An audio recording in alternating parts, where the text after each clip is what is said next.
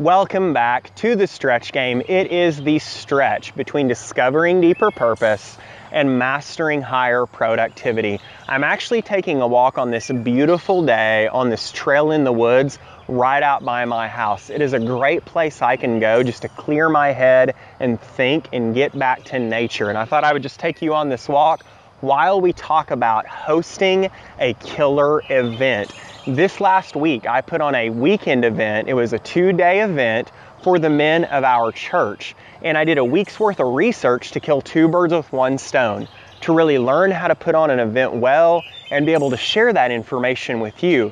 Not only are you going to get that, but you're also going to see where I succeeded and where I failed, so you don't make the same mistakes. And really the main outcome, the goal of this video is to prove to you that you can put on a killer event that anyone can if they just follow some basic principles. So that's what we're going to do. We will see you in my study.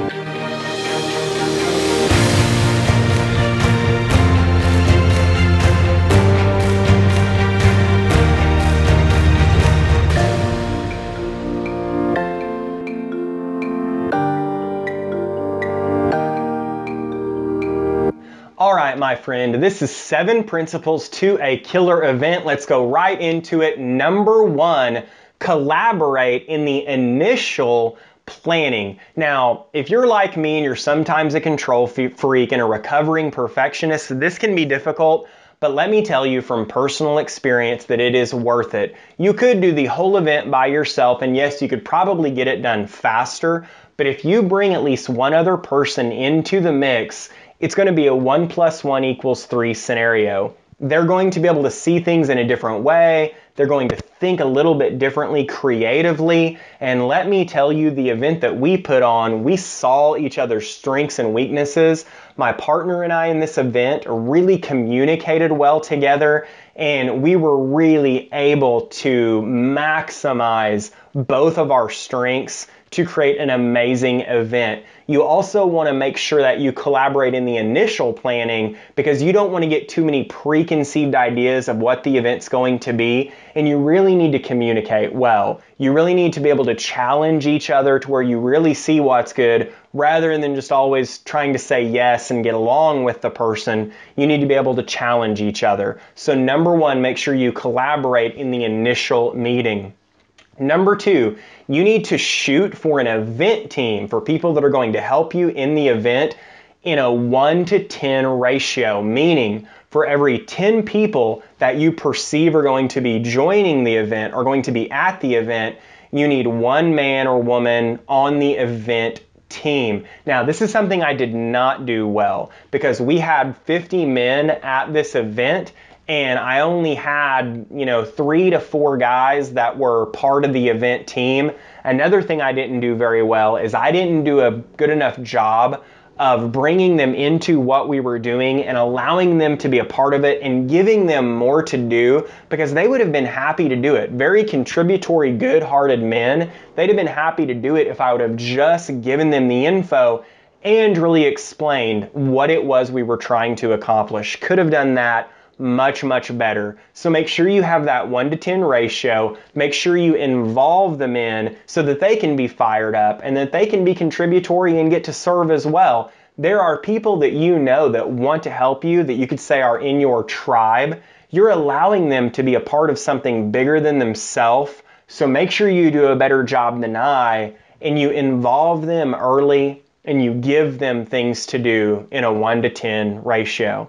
Number 3, create a 30-day targeted ramp up. This is where promotion comes in. And we're talking about the phase after you've found out who's going to be involved. So we created a Facebook group, and every couple of days we either had a presenter speaking, I had myself shooting some video in the group, we had my partner for the event collaborating, putting content into the group, and the people who have already decided they're coming, you're getting them excited. You're ramping up all the way up until when the event happens. You might have some surprises. You might remind people of why you're doing the event and really get them connected to the outcome of the event. You want to get them connected to what it's going to do for them so that all those people who have signed up show up at the event. You're really just making certain that you get as many of those people as you can, so have at least a 30-day ramp up to the event through social media, through any type of connectedness, phone, email, whatever you need to do in order to have them connected for 30 days.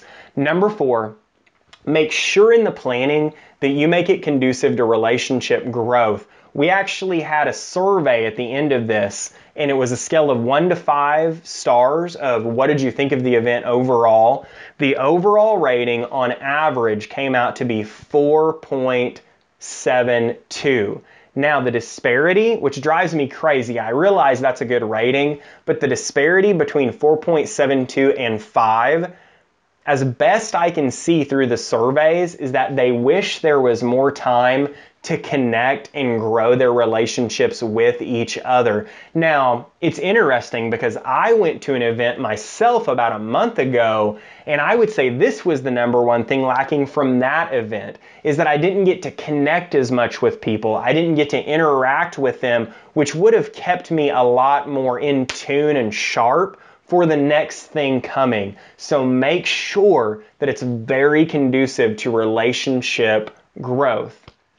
Number 5, this is probably the one that'll be the biggest challenge for people. Keep every activity under 25 minutes. Now, I did a bunch of research, a week's worth, and I kept coming to things that said you need to do this. And I talked to my partner for the event, I talked to the other presenter in the event, and we said, this is what the research says, so we're just going to fall on the sword and we're going to do it even though we don't know how it will turn out. I can tell you right now, do it. Because at the end of this event, the number one thing people said made this the best event they had been to was because of how quickly things moved along and how it stayed in flow. So if you're uncertain, I understand. Just trust it. Keep everything under 25 minutes. It keeps things moving along. Number 6, multiple presenters allows for peak state. If you have multiple people presenting, then you have people that are able to get their cups refilled, presenters that are able to get their cups refilled. And when it's their turn to speak again, they're at a peak state, they're at a high energy level, keeping the rest of the group at a consistent high, right? So when you present, if you're like me, you're giving all of yourself, just like right now, I'm giving all of myself to you. You slowly start to drain energy, but then another guy comes in within 25 minutes and he's in a peak state, allowing you to refill. I would say have a minimum of 3 people presenting so you keep that consistently high peak state. It keeps the energy level high, the blood flowing, the synapses firing, the brain on high, and you know that allows you to get the most out of yourself. It's going to allow your participants to do the same. So keep the energy level high by having multiple presenters coming in. And then finally, number 7, I'm a recovering perfectionist. And whenever I get something like this organized, it can be difficult to deviate from what I've planned. You need to make certain that you are attuned to the flow of the event during the event, so that you can allow for change if it's going to be conducive to hitting your ultimate outcome. And this is something that we verbalize to each other, my partner for the event and our presenter, that if we saw that something wasn't working, that we were going to discuss it with each other and see about recalibrating, or if something was really working well, we would discuss it and lengthen it. And I can't tell you how many times during the event I got to speaking with my partner in the event, we communicated well and said, hey, this is really working well. I feel we're really connected. Let's keep moving in this vein and then we'll get back to the schedule. Or, hey, I feel like we're starting to lose them. Let's move on. That happened time and time again, and it allowed us to do exactly what our participants needed for us to do. So those are the 7 principles. If you follow those, let me tell you have confidence that if you follow these, that your event will be a huge, huge success. You can do it. Your voice needs to be heard, and you can express that voice through a successful event. Do it, but whatever you do with this week, do two things with it. Be both purposeful and productive. Thank you so much, and we will talk to you next time. Did you like this video? Would you like to make it a part of your daily life? If so, go to thestretchgame.com and download the blueprint. There you'll really get the meat of what was discussed today, because I throw a lot of content at you all at once. But more importantly, you will get your 7-day challenge. Now, this is the part that makes you a doer, not just a hearer. It allows you to really apply what you've learned to your life and be able to grow, be able to discover deeper purpose and master higher productivity. Also, if you'd like to know what it means to be and become a Christian, you can click Faith, and it will take you through a course where you can learn just that. Take care, my friends.